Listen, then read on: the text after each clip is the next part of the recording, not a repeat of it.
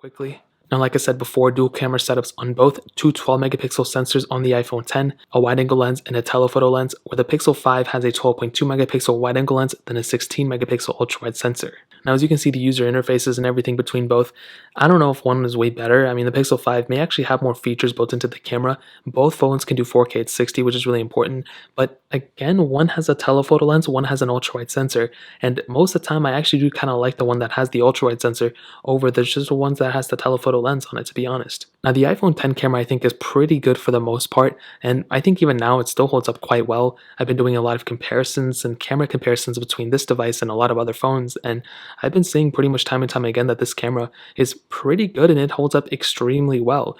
Whether you're trying to go and do like videos on it or photos, or you're trying to do TikToks or whatever, this phone will be able to handle it for the most part. You also have a 7 megapixel front facing camera. Now, you can only do 1080p photos on this front camera, but I still think it's very good for a majority of people out there. And I think for sure an iPhone 10 camera, to have it, it's not a bad thing. I think it's definitely an asset. However, I do kind of think that the Pixel 5 may have a better camera at the end of the day. I feel like, in terms of like just the overall software experience of it, maybe it has a couple more features, but the post-processing of these photos look extremely good. Whenever I have taken any photos or videos on a Pixel 5, so far it seemed pretty good. I haven't really ran into too many issues.